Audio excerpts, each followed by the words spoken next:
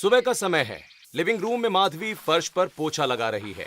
तभी बड़ी बहू हेमा वहां आती है और चाय का कप लिए उसे घूरते हुए, अभी तक बुढ़िया तेरा पोछा नहीं लगा क्या? जल्दी कर, वरना आज शाम का खाना भी नहीं मिलेगा।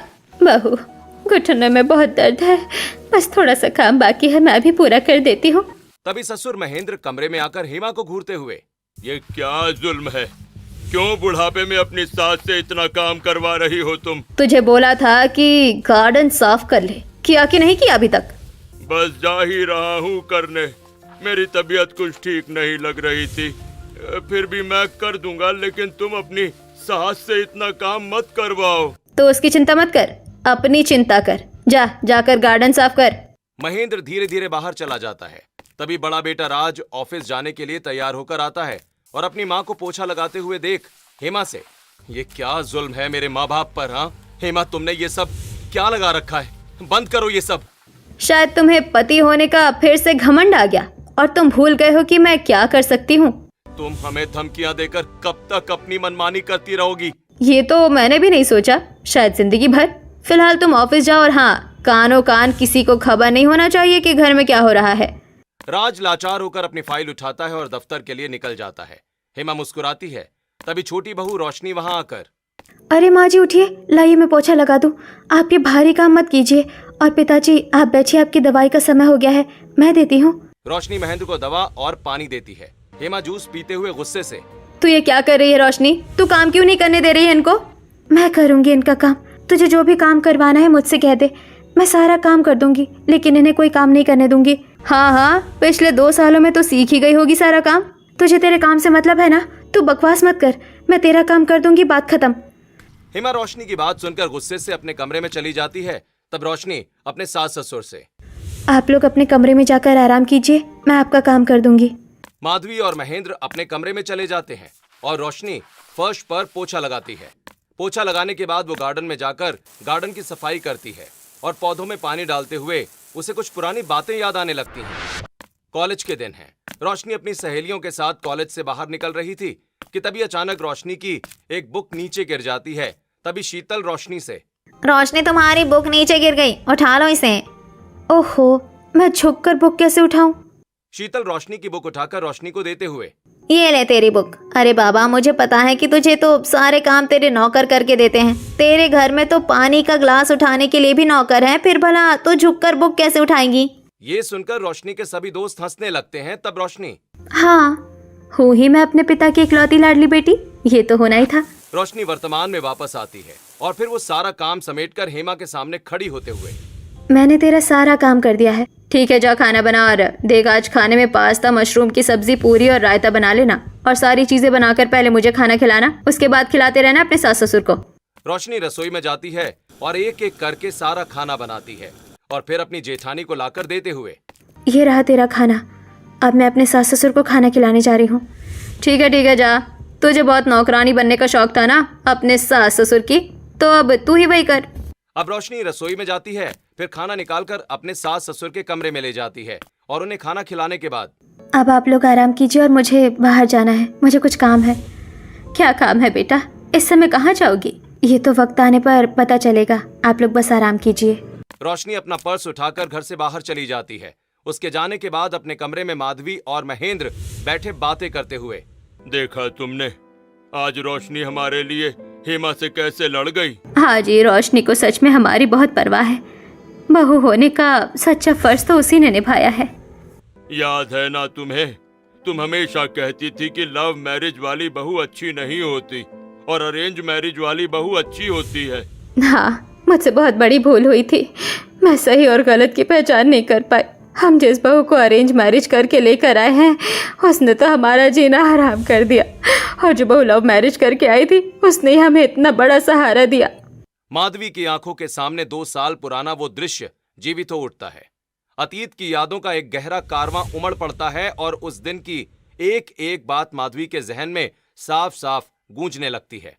जब राहुल अपनी पसंद की बात करने आया था 2 साल पहले, कॉलेज के पास एक छोटा सा पार्क है जहां राहुल और रोशनी एक बेंच पर एक साथ बैठे हुए बात करते हुए, राहुल देखो, हमारा कॉलेज भी खत्म हो गया है और अब दोनों की पढ़ाई भी पूरी हो चुकी है, और अब तुम अपने घर वालों से हमारी शादी की बात करोगे या नहीं?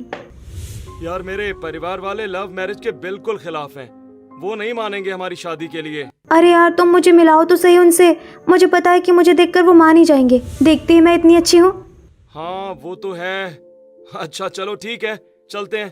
पर मम्मी पापा से मिलने के लिए ये तुम्हारी वेस्टर्न ड्रेस नहीं चलेगी। चलो तुम्हारे लिए एक ड्रेस खरीदते हैं।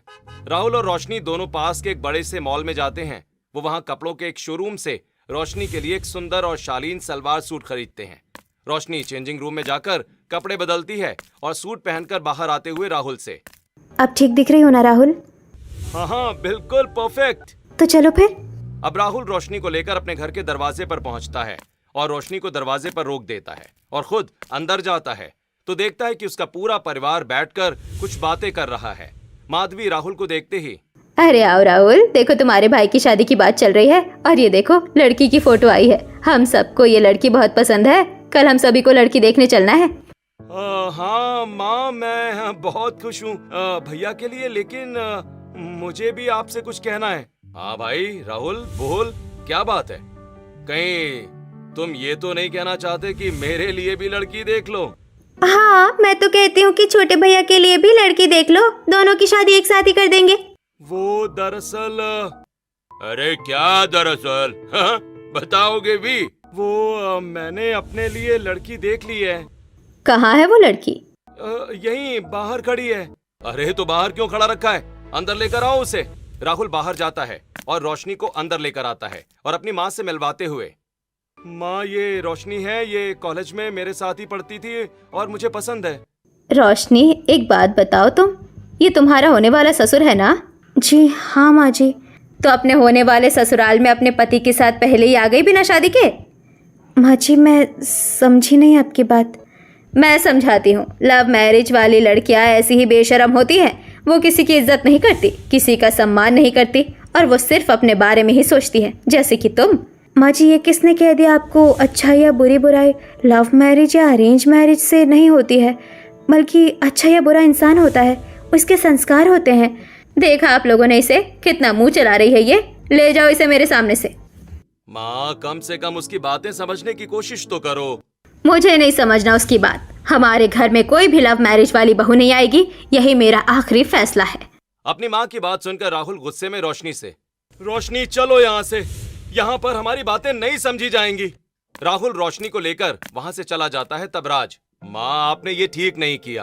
घर आए मेहमान की बेइज्जती नहीं करनी चाहिए। तुम्हारी माँ ने बिल्कुल सही किया है। लव मैरिज वाली बहू अच्छी नहीं होती। पर अगर राहुल नहीं माना और उसने भागकर शादी कर ली तो क्या होगा?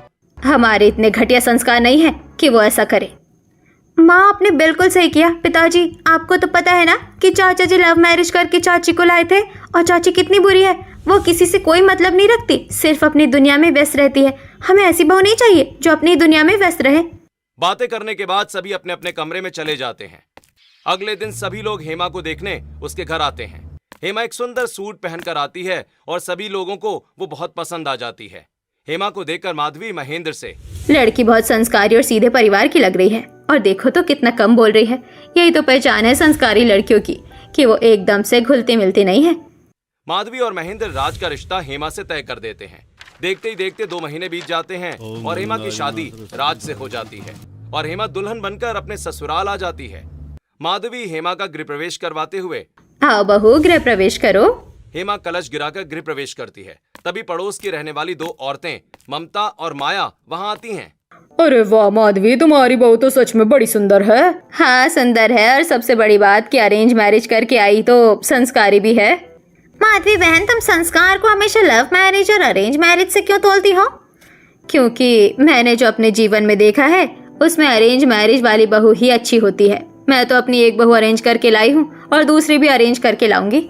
माधवी की ये बात पास खड़ा राहुल भी सुन रहा होता है। तभी उसके फोन पर किसी का फोन आता है। राहुल फोन उठाकर बातें करते हुए, हाँ हाँ बताओ, मैं बस अभी थोड़ी देर में वहाँ पहुँचता हूँ। राहुल बात करने के बाद वहाँ से चला जाता है। तब ममता माधवी से, ठीक है बहन, अब हम लोग चलते हैं। ममता और माया घर की तरफ जाते हुए आपस में, बहन तुमने देखा माधवी को? उसे लव मैरिज वाली बहू से इतनी नफरत है कि क्या कहें। हाँ माया बहन, कहीं ऐसा ना हो कि बेटा लव मैरिज करके ही ले आए। देखा नहीं कि किसी का फोन आया और वो चला गया। बातें करते हुए दोनों अपने घर चली जाती हैं। इधर माधवी अपने पूरे परिवार के साथ हॉल में बैठी थी। तभी डोर बेल बजती है। रिंकी उठकर दरवाजा खोलती है तो सामने राहुल और रोशनी दूल्हा दुल्हन के जोड़े में वरमाला पहने खड़े हैं। रिंकी उन्हें देखकर चौंकते हुए, राहुल भैया, आपने शादी कर ली, वो भी हमें बिना बताए? माधवी और महेंद्र भागकर दरवाजे पर आते हैं। रोशनी को दुल्हन के रूप में देखकर माधवी का गुस्सा फूट पड़ता है। ये क्या तरीका है राहुल? हे भगवान, तू शादी करके ले आया, तूने तो मेरा पूरा घर बर्बाद कर दिया। ए लड़की, तू कितनी बेशर्म है, हाँ? तेरी हिम्मत कैसे हुई इस तरीके से शादी करके यहाँ आने की? माँ पिताजी अब जाने दो, जो हो गया वो हो गया, तमाशा मत बनाइए। वो लव मैरिज करके ले आया तो ले आया। राहुल, तुम अपनी पत्नी को लेकर अपने कमरे में जाओ, चलो। राहुल रोशनी को लेकर अपने कमरे में चला जाता है। तब राज अपनी माँ को समझाते हुए, माँ आप क्या चाहती हो, हाँ, कि नई नई शादी के बाद यहाँ पुलिस आए? माँ समझने की कोशिश करो। राहुल और रोशनी दोनों बालिग हैं, उनको शादी करने का पूरा अधिकार है, तो इसलिए आप इन सब बातों को प्लीज यहीं खत्म कर दो। ठीक है, मैं खत्म तो कर दे रही हूँ, लेकिन मैं कभी एक्सेप्ट नहीं करूंगी कि वो मेरी बहू है।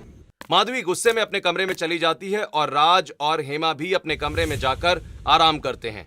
उधर अपने कमरे में राहुल रोशनी से, रोशनी मुझे बुरा लग रहा है कि तुम्हें जो सम्मान इस घर में मिलना चाहिए था वो नहीं मिला।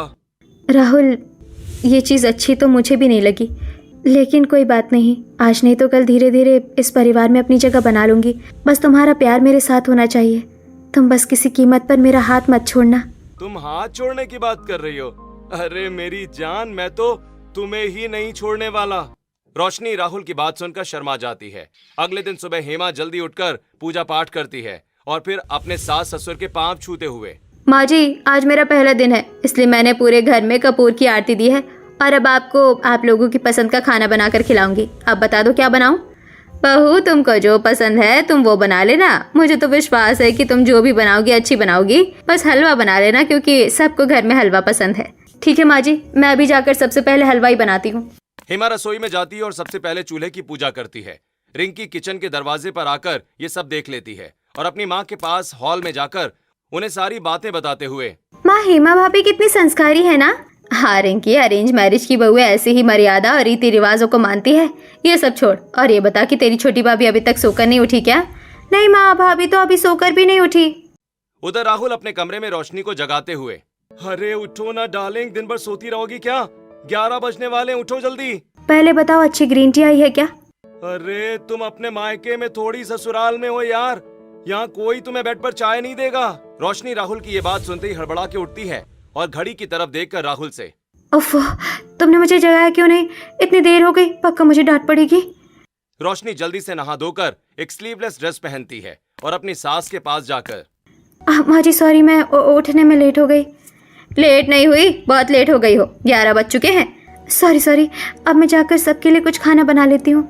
खाना तो बड़ी बहू ऑलरेडी बना चुकी है, तुम रहने दो। तब तक हेमा सभी के लिए डाइनिंग टेबल पर खाना लगा देती है। सभी लोग खाना खाते हैं। खाने में पूड़ी, सब्जी, कड़ी, पकौड़ा, पनीर की सब्जी, दाल फ्राई, चावल, सब कुछ होता है। सभी खाना खाकर हेमा की तारीफ करते हैं। ऐसे ही कुछ दिन बीत जाते हैं। एक दिन रोशनी अपने कपड़ों में प्रेस कर रही थी, लेकिन तभी अचानक प्रेस खराब हो जाती है। रोशनी राहुल से, ओहो राहुल, देखो ना ये प्रेस खराब हो गई, अब मेरे कपड़े कैसे प्रेस होंगे? अरे कोई बात नहीं रोशनी, तुम स्टोर रूम में जाओ और वहां से दूसरी प्रेस निकाल कर ले आओ। अब रोशनी स्टोर रूम में जाकर प्रेस ढूंढने लगती है। तभी उसे कुछ पेपर्स मिलते हैं। रोशनी उन्हें पढ़ते हुए अपने आप से, अच्छा ये सब चल रहा है? नहीं, मैं ऐसा कभी नहीं होने दूंगी। मैं पूरी बाजी को पलट कर रख दूंगी। रोशनी उन पेपर्स को अपने दुपट्टे में छिपाकर बाहर लिविंग रूम में आती है और अपनी सास से, माँ जी मैं बाहर जा रही हूँ, थोड़ी देर में आती हूँ। कहाँ जा रही हो तुम? हमारे घर की बहू बिना पूछे कहीं जाती नहीं है। माँ जी मुझे जरूरी काम है, मुझे जाना ही पड़ेगा। मैंने कहा ना मत जाओ, चुपचाप अंदर अपने कमरे में जाओ। बहू जब तुम्हारी सास मना कर रही है तो क्यों जा रही हो? बड़ों की बात मानो रोशनी। आप लोगों को अच्छा लगे या बुरा, मुझे काम है, मुझे जाना ही पड़ेगा। रोशनी ऐसा कहकर वहां से चली जाती है। उसके जाने के बाद माधवी महेंद्र से, देखा आपने, लव मैरिज वाली बहुएं ऐसी होती है। ऐसे ही कुछ दिन बीत जाते हैं और रोशनी अक्सर बाहर जाया करती है। एक दिन रोशनी किसी काम से बाहर गई हुई थी। तभी हेमा सज धज कर बाहर लिविंग रूम में आती है और अपनी सास से, माँ जी मुझे बाजार से कुछ चीजें लाना है, रसोई का कुछ सामान खत्म हो गया है। हाँ बहू चली जा। नहीं मैं अकेली नहीं जाऊंगी, आप मेरे साथ चलो। ठीक है बहू, मैं चलती हूँ। देखा, ये होती है अरेंज मैरिज वाली बहू। माधवी बहुत खुश होकर हेमा को लेकर बाजार जाती है। बाजार पहुंचकर हेमा कुछ सब्जियां और किराने की दुकान से कुछ सामान खरीदती है, फिर अपनी सास के साथ वापस आने लगती है। तभी रास्ते में ममता और माया मिल जाती हैं और वो माधवी से बातें करते हुए, अरे माधवी बहन, क्या बात है, आज तुम्हारी दोनों बहू को बाहर काम था, एक अकेली गई है और दूसरी तुम्हारे साथ आई है। हाँ, वो लव मैरिज वाली बहू है ना, उसे बाहर जाने के लिए किसी की जरूरत नहीं, लेकिन ये मेरी अरेंज मैरिज वाली बहू है, ये अकेली बाहर नहीं निकलती। इसीलिए तो मैं तुम लोगों को समझा रही हूँ कि अपने बेटों की अरेंज मैरिज ही करवाना। बातें करते हुए माधवी और हेमा घर पहुंच जाते हैं। तभी हॉल में बैठा राहुल अपनी माँ से, माँ रोशनी घर पर नहीं है और मैं कब से उसे फोन लगा रहा हूँ, लेकिन वो फोन नहीं उठा रही। क्या आपको पता है कि रोशनी कहाँ है? नहीं, मुझे नहीं पता। मेरे मना करने के बावजूद भी वो बाहर चली गई, कह कर गई है कि काम से जा रही हूँ और अब तक नहीं आई। जब वो आ जाए तो तू उसे समझा देना कि हमारे घर की बहुएं बिना परमिशन के कहीं नहीं जाती। तभी रोशनी घर के अंदर आती है। ये क्या है रोशनी, आजकल तुम बिना किसी से पूछे और बिना किसी को कुछ बताए कहाँ चली जाती हो? मुझे काम था इसलिए मैं बाहर गई थी। ऐसा कौन सा काम था जो परिवार को बिना बताए चली गई? मुझे काम था, मैंने बता दिया ना, अब बार बार एक ही सवाल मत करो। रोशनी बिना किसी की परवाह किए अपने कमरे में चली जाती है। तब माधवी राहुल से, देखा बेटा, इसलिए कहती थी कि अरेंज मैरिज वाली बहू ही अच्छी रहती है। ये सुनकर राहुल भी चुप हो जाता है। ऐसे ही रात हो जाती है और हेमा खाना बनाकर डाइनिंग टेबल पर लगा देती है। सभी लोग खाना खाने के लिए बैठ जाते हैं। तब राज रिंकी से, रिंकी, सभी लोग यहाँ पर हैं लेकिन रोशनी दिखाई नहीं दे रही, तुम जरा उसे बुला कर ले आओ। रिंकी रोशनी के कमरे में जाती है तो देखती है कि रोशनी लैपटॉप चला रही है। रिंकी रोशनी से, भाभी चलो खाना बन गया, भैया आपको खाना खाने के लिए बुला रहे हैं। नहीं रिंकी तुम जाओ, मुझे कुछ काम है, मैं अभी नहीं खा सकती हूँ, मेरा खाना मेरे कमरे में पहुँचा देना। रोशनी बाहर आकर सारी बातें सभी लोगों को बताते हुए अपनी माँ से, देखा माँ, भाभी को इतना घमंड है कि उन्हें हमारे साथ खाना भी नहीं खाना है। अब सभी लोग खाना खा लेते हैं। फिर राहुल रोशनी के लिए खाना लेकर अपने कमरे में आता है और लैपटॉप चला रही रोशनी से, रोशनी तुम ये लो, खाना खा लो। थैंक यू यार, रख दो, मैं खा लूंगी, अभी मैं व्यस्त हूँ। रोशनी का इस तरह राहुल को अवॉइड करना राहुल को बहुत बुरा लगता है, लेकिन वो कुछ नहीं कहता और चुपचाप सो जाता है। इधर रोशनी किसी को मैसेज भेजते हुए, आपने जो कहा था मैंने वो पेपर्स इकट्ठे करने शुरू कर दिए हैं। अब रोशनी खाना खाती है और सो जाती है। ऐसे ही धीरे धीरे समय बीतता है। एक दिन सभी लोग तैयार होकर एक पार्टी में पहुंचते हैं। बड़ी बहू हेमा साड़ी पहनती है और सर पर पल्ला लेती है, जबकि छोटी बहू रोशनी ने एक स्लीवलेस ड्रेस पहनी हुई है। पार्टी में दोनों बहुओं को देखकर माधवी, रोशनी बहू जरा देखो हेमा बहू को, अपने पहनावे से कितनी संस्कारी लग रही है वो, और एक तुम हो कि तुम्हें हमारे संस्कारों की कोई परवाह नहीं है। माँ जी, हमेशा कपड़ों से संस्कार का पता नहीं चलता और मैं ऐसे ही कपड़े पहनती हूँ। रोशनी की बात सुनकर माधवी चुप हो जाती है और सभी लोग टेबल पर बैठकर खाना खाने लगते हैं। तभी अचानक रोशनी के फोन पर किसी का फोन आता है। रोशनी फोन उठाकर बात करती है, फिर अपनी सास से, राहुल, माँ जी मुझे बहुत जरूरी काम है, मैं थोड़ी देर में आती हूँ। रोशनी चली जाती है। माधवी गुस्से में राहुल से, राहुल बेटा, देखा तुमने, रोशनी की मनमानी वो पार्टी छोड़कर चली गई। हाँ बेटा, ये तो हमारे परिवार की प्रतिष्ठा के खिलाफ है। भैया, भाभी को सचमुच ऐसा नहीं करना चाहिए, उन्होंने बहुत गलत किया और आपको भाभी से बात करनी चाहिए। खाना खाकर सभी लोग घर आ जाते हैं और अपने कमरे में जाकर आराम करते हैं। रात के 10 बजे रोशनी घर आती है। राहुल उसे देखकर गुस्सा होते हुए, आ गई तुम, कहाँ गई थी तुम? मैं तुम्हें नहीं बता सकती मैं कहाँ गई थी। मैं देख रहा हूँ कि आजकल तुम्हें किसी की खुशी या दुख से कोई फर्क नहीं पड़ता, तुम सिर्फ अपने बारे में सोचती हो। तुम्हें जो सोचना है सोचो। रोशनी राहुल की बात का कोई जवाब नहीं देती और अपने बिस्तर पर जाकर सो जाती है। ऐसे ही लगभग 1.5 साल बीत चुके थे और रोशनी बिना किसी को बताए बाहर जा रही थी। राहुल भी अब उसकी इस बात से परेशान हो चुका था। एक दिन राहुल अपनी माँ से, माँ मेरा एक प्रोजेक्ट है, मैं कुछ दिनों के लिए विदेश जा रहा हूँ। वैसे भी रोशनी के साथ आजकल मेरा दिल नहीं लगता, मैं बाहर जाने की सोच ही रहा था। अरे वाह भैया, ये तो बहुत खुशी की बात है, मैं भी आपके साथ चलूंगी, आपके प्रोजेक्ट में आपकी हेल्प भी हो जाएगी और मेरी शॉपिंग भी। राहुल तैयार हो जाता है। शाम को रिंकी और राहुल दोनों राहुल के प्रोजेक्ट के लिए विदेश जाने के लिए निकल पड़ते हैं। ऐसे ही कुछ दिन बीत जाते हैं। एक दिन हेमा अपने पति राज से, सुनिए जी, मैं अभी आपके साथ ऑफिस चलती हूँ, सोच रही हूँ दिन भर घर में बैठी बोर हो जाती हूँ, आपके साथ ऑफिस ज्वाइन कर लूँ और आपके काम में थोड़ी मदद करूँ। तुम मेरे साथ दफ्तर चलोगी? अच्छा ठीक है, तुम माँ से परमिशन ले लो, फिर चलेंगे। राज और हेमा दोनों तैयार होकर हॉल में आते हैं। हेमा अपनी सास से ऑफिस जाने का पूछती है। तब माधवी हेमा से, बहू, यदि तुम ऑफिस के काम में अपने पति का हाथ बटाना चाहती हो तो बिल्कुल जाओ, वैसे भी हमारे फैक्ट्री में बहुत काम रहता है और आजकल औरतों को भी काम करना चाहिए। अब हेमा राज के साथ ऑफिस जाती है और उनकी फैक्ट्री का काम भी संभालती है। ऐसे ही दिन बीत रहे थे। हेमा घर के काम के साथ ऑफिस भी संभाल रही थी, तो वहीं रोशनी सिर्फ अपने आप में व्यस्त थी। एक दिन हेमा कुछ पेपर्स लेकर घर आती है और अपने सास ससुर को पेपर्स देते हुए, माँ पिताजी ऑफिस के कुछ पेपर्स है, आप साइन कर दो, इस पर बहुत इंपॉर्टेंट पेपर्स हैं। हाँ बहू बताओ कहाँ दस्तखत करने। तभी रोशनी हॉल में आती है और ये सब देखकर अपने सास ससुर से, माँ पिताजी रुकिए, आपको देख के साइन करना चाहिए, बिना पढ़े किसी पेपर पर साइन मत कीजिए। हमें अपनी बड़ी बहू पर पूरा भरोसा है, वो तेरी तरह लव मैरिज करके नहीं आई, इसलिए हमें साइन करने से पहले देखने की कोई जरूरत नहीं है। दोनों बुजुर्ग बिना पढ़े कागजात पर दस्तखत कर देते हैं। उसके बाद हेमा उन पेपर्स को उठाती है और उन्हें देखकर जोर जोर से हंसते हुए, आज मेरा सपना पूरा हो गया जिसका मैं कब से इंतजार कर रही थी। हेमा को इस तरह हंसता देखकर सभी लोग हैरान रह जाते हैं। तब हेमा अपनी माँ को फोन लगाकर बात करते हुए, माँ तुमने मुझे जैसा सिखाया था मैंने वैसा ही कर दिया। अपने सास ससुर से जायदाद के पेपर पर साइन ले लिया और अब सब कुछ मेरे नाम पे हो गया है। वेरी गुड बेटा, अब तू जैसा चाहे वैसा राज कर सकती है, अपनी सास ससुर को अपने इशारे पर भी नचा सकती है। अब तुझे संस्कारी बनकर रहने की कोई जरूरत नहीं है। अपनी माँ से बात करने के बाद फोन रखने के बाद हेमा सभी लोगों से, अब तुम लोगों का सब कुछ मेरे नाम हो गया है और आज के बाद तुम मेरे नौकर बन के काम करोगे। बुढ़िया तुम मुझसे बहुत काम करवाती थी ना, झाड़ू लगा पोछा लगा, ये कर वो कर, आज के बाद ये सब कुछ तू करेगी। और बूढ़े तू गार्डन साफ करेगा, सब्जियां लाएगा और बाहर की साफ सफाई करेगा। हेमा ऐसा कह ही रही थी कि तभी ऑफिस से राज भी घर आ जाता है। राज को देखकर हेमा, आइए आइए, बस आप ही की कमी थी। आज तो बहुत खुशी का दिन है, आपको पता है आपका सब कुछ मैंने अपने नाम कर लिया है। ये रहे पेपर। ये सब क्या हो रहा है यहाँ पर? माँ पिताजी रो क्यों रहे हैं? माधवी और महेंद्र राज को सारी बातें बताते हैं। सारी बातें सुनकर राज गुस्सा होते हुए, तुम्हारी हिम्मत कैसे हुई ये सब करने की हेमा? हिम्मत हिम्मत की बात मत करना, मैं तो जब से आई हूँ तब से प्लानिंग कर रही हूँ, सब कुछ मेरे नाम पर हो गया। और अब तुम भी अपनी बकवास बंद करो और तुम भी काम करो। जाओ मेरे लिए चाय बना कर लाओ। राज भी हेमा के आगे मजबूर हो जाता है और वैसा ही करता है जैसा हेमा कहती है। अगले दिन सुबह हेमा सोफे पर बैठी अपने सास ससुर पर हुक्म चलाते हुए, मुझे अभी तक चाय नहीं मिली, तुम लोग काम चोरी कर रहे हो। तभी रोशनी वहां आकर हेमा से, रुक जाओ हेमा, सारा काम मैं खुद करूंगी, बस मेरे सास ससुर को कुछ मत बोलो। ठीक है, जैसी तेरी मर्जी। यदि तुझे यहाँ नौकरानी बनकर रहना पसंद है तो उनकी जगह तू नौकरानी बन।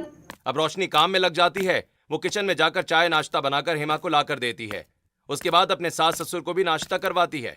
फिर घर की साफ सफाई करती है और कपड़े धोकर छत पर फैलाती है। सारा दिन काम करके शाम को जब वो अपने सास ससुर के कमरे में आती है तब माधवी रोशनी से, रोशनी बेटा तू हमारे लिए इतना सब कुछ कर रही है और हमने तुम्हें कितना गलत समझा और कितना कुछ बोला। तू राहुल को सब कुछ बता दे, हो सकता है वो हमारी मदद कर सके। माँ जी वो अपने प्रोजेक्ट के सिलसिले में बाहर है, यदि मैं उन्हें ये सब बता दूंगी तो वो सब कुछ छोड़कर यहाँ आ जाएंगे और उसके बाद भी रिजल्ट कुछ नहीं होगा। आप चिंता मत कीजिए, मैं यहाँ हूँ ना, मैं सब कुछ ठीक कर दूंगी, सिर्फ आप थोड़ा इंतजार कीजिए। कितनी गलत थी मैं, जो हमेशा मैंने लव मैरिज वाली बहू को गलत और अरेंज मैरिज वाली बहू को सही समझा।